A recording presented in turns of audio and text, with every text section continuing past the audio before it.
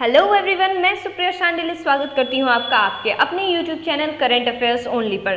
आप देख रहे हैं यूजीसी नेट 2020 पेपर 2 के सोशियोलॉजी सब्जेक्ट पर डेली क्विजेस के हमारे इस वीडियो को। अभी हम कर रहे हैं चैप्टर 1 यानी क्लासिकल सोशियोलॉजिकल ट्रेडिशन, शास्त्रीय समाजशास्त्रीय परंपरा के क्वेश्चंस को सॉल्व। कल क्वेश्चन नंबर 80 तक हमने किया था। चलते हैं नेक्स्ट स्लाइड की ओर और शुरू करते हैं आज के इस क्विज को। आज के क्विज का हमारा पहला क्वेश्चन है, अपनी कृति क्रिटिक ऑफ गोथा प्रोग्राम में कार्ल मार्क्स का यह तर्क देने का कारण क्या है कि श्रमिक वर्ग क्रांति के तुरंत बाद कामगारों को समान मजदूरी नहीं दी जा सकती। ऑप्शंस हैं, कामगारों की आवश्यकताएं तथा अपेक्षाएं भिन्न भिन्न होती हैं, श्रमिकों की उत्पादकता भिन्न भिन्न होती है और कुशल और अकुशल श्रमिकों को समान मजदूरी देना न्यायोचित नहीं है। नेक्स्ट, आदिम पूंजी संचय की मांग श्रमिकों को समान मजदूरी नहीं देने देती, या फिर कामगारों के उग्र वर्ग को जिन्होंने क्रांति में असंख्य बलिदान दिए प्रतिपूर्ति करने की आवश्यकता होती है। 81 का आंसर है बी नंबर, यानी श्रमिकों की उत्पादकता भिन्न भिन्न होती है और कुशल और अकुशल श्रमिकों को समान मजदूरी देना न्यायोचित नहीं है। नेक्स्ट क्वेश्चन हमारा, निम्नलिखित में से कौन सा कार्ल मार्क्स का कथन नहीं है? ऑप्शंस हैं, राज्य का लोप हो जाएगा, एक वर्ग रहित एवं राज्य रहित समाज होगा, पूंजीवाद अपनी कब्र स्वयं खोदता है, या फिर वैश्वीकरण पूंजीवाद का दूसरा रूप है। 82 का आंसर है डी नंबर, यानी वैश्वीकरण पूंजीवाद का दूसरा रूप है। 82 का आंसर है D number. Next question, marks और एंजल्स का सुझाव है कि आद्य साम्यवाद के अधीन कोई राज्य नहीं था, क्योंकि ना कोई वर्ग थे ना वर्ग संघर्ष, या समाज नीतियों और परंपरा के द्वारा विनियमित होता था, या फिर शासक वर्ग राज्य जैसे एक तटस्थ अभिकरण को नहीं चाहते थे, या उत्पादक बल समान रूप से साझे थे। तो 83 का आंसर है ए नंबर, यानी मार्क्स और एंजल्स का सुझाव है कि आद्य साम्यवाद के अधीन कोई राज्य नहीं था, क्योंकि ना कोई वर्ग थे ना वर्ग संघर्ष था। चलते हैं नेक्स्ट क्वेश्चन पे। मार्क्स के अनुसार वर्ग विहीन समाज से क्या अभिप्राय है? एक जनजातीय समाज, एक जाति विहीन समाज, एक समाज जिसमें केवल एकमात्र सर्वहारा वर्ग हो, या एक समाज जिसमें सभी वर्ग समानुपात में हो? मार्क्स के अनुसार वर्ग विहीन समाज से क्या अभिप्राय है? तो 84 का आंसर है सी नंबर, यानी एक समाज जिसमें केवल एकमात्र सर्वहारा वर्ग हो। ये मार्क्स के अनुसार वर्ग विहीन समाज से अभिप्राय है। नेक्स्ट क्वेश्चन हमारा, आदिम समाज सामुदायिक है जबकि उसके बाद आने वाले समाज व्यक्तिगत संपत्ति के कारण शोषक हैं। यह विचार किसका है? वेबर, मार्क्स, हॉब्स या जीडीएच कोल का? तो 85 का आंसर है बी नंबर, मार्क्स। आदिम समाज सामुदायिक है जबकि उसके बाद आने वाले समाज व्यक्तिगत संपत्ति के कारण शोषक हैं, ये मार्क्स की विचारधारा है।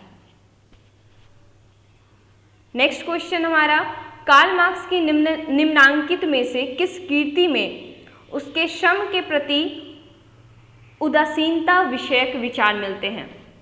Communist manifesto, Das Capitals, origins of family property and state, या फिर economic and philosophic manuscript of 1844? And the answer of number 86 is D, economic and philosophic manuscript of 1844। Next question, निम्न में से कौन सी पुस्तक कार्ल मार्क्स द्वारा रचित नहीं है?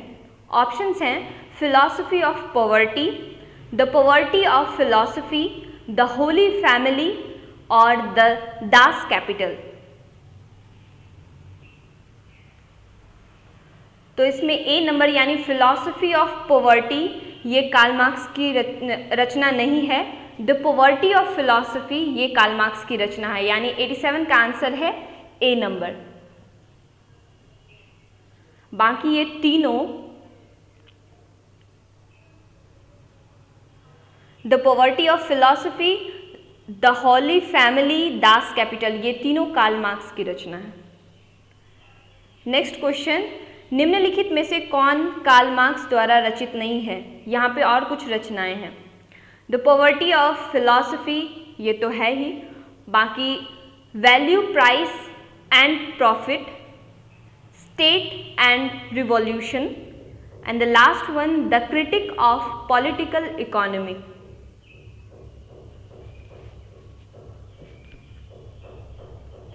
एटी 88 का आंसर है C number, state and revolution ये कार्ल मार्क्स की रचना नहीं है। बाकी the poverty of philosophy, value, price and profit and the critique of political economy ये तीनों कार्ल मार्क्स की रचनाएं हैं। नेक्स्ट क्वेश्चन, निम्नलिखित कथनों में से कौन सा कथन सही है? दुर्खिम के अनुसार सामाजिक तथ्यों का स्वरूप सार्वभौमिक होता है। दुर्खिम ने आत्महत्या को एक व्यक्तिगत घटना माना है, या फिर समाजशास्त्र में प्रकार्यवाद को वैज्ञानिक रूप से प्रतिष्ठित करने का श्रेय दुर्खिम को प्राप्त है, या फिर ये सभी।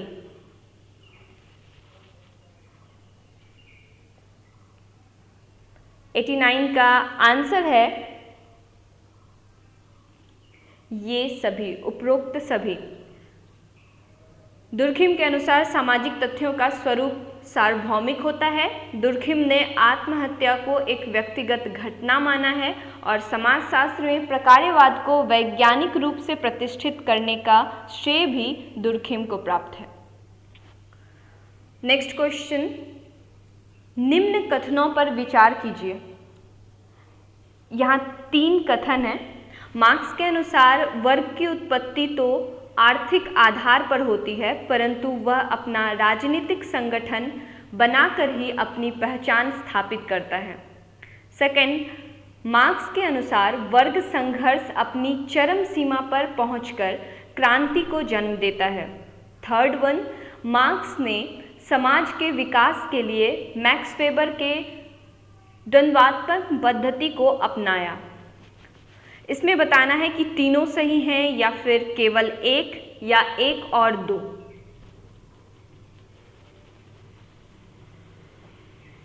नाइन्टी 91 का आंसर है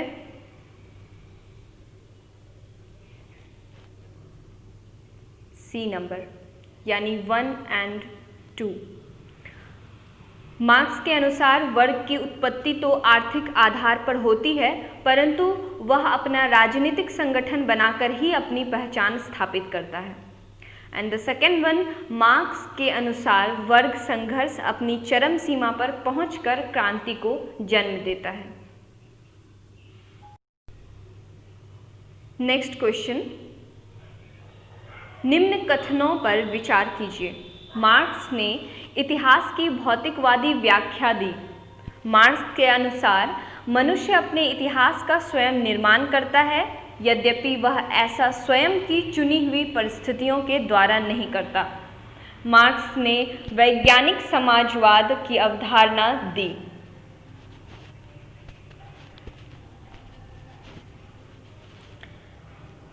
ऑप्शंस हैं केवल 1, 2 और 3, 1 और 2 या 1, 2, 3 तीनों। 92 का आंसर है डी नंबर, यानी 1, 2 और 3 तीनों कथन। मार्क्स ने इतिहास की भौतिकवादी व्याख्या दी। मार्क्स के अनुसार मनुष्य अपने इतिहास का स्वयं निर्माण करता है, यद्यपि वह ऐसा स्वयं की चुनी हुई परिस्थितियों के द्वारा नहीं करता। और मार्क्स ने वैज्ञानिक समाजवाद की अवधारणा दी है। नेक्स्ट क्वेश्चन हमारा, दी गई इमाइल दुर्खिम की रचनाओं में कौन सुमेलित नहीं है? यहाँ एक तरफ प्रमुख रचनाएं हैं और एक तरफ वर्ष है। The division of labour in society 1893, the elementary forms of religious life 1915, sociology and philosophy 1924, educational moral 1925। इसमें से कौन एक गलत है? आंसर है B number, the elementary forms of religious life. ये 1915 में नहीं, ये 1912 में लिखा गया है। नेक्स्ट क्वेश्चन, निम्न कथनों पर विचार कीजिए। फिर से 3 ऑप्शंस हैं। मार्क्स के अनुसार मनुष्य पूर्ण रूप से आर्थिक शक्तियों का दास है। मार्क्स के अनुसार लाभ के लिए उत्पादन पूंजीवादी पद्धति की आधारभूत विशेषता है। और मार्क्स ने इमानुएल दुर्खिम को कल्पना मूलक समाजशास्त्री की संज्ञा दी है।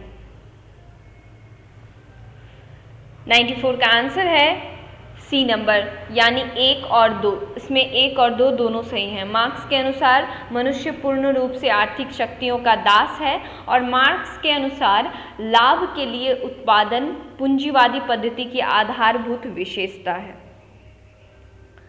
नेक्स्ट क्वेश्चन हमारा मैचिंग का है। एक तरफ रचनाएं हैं और दूसरी तरफ वर्ष लिखा हुआ है। इसे हमें मैच करना है और नीचे ऑप्शंस हैं ए बी सी डी। पहला ऑप्शन है 3 4 1 2, दूसरा ऑप्शन 3 1 4 2, तीसरा 2 1 3 4 और चौथा 4 3 2 1।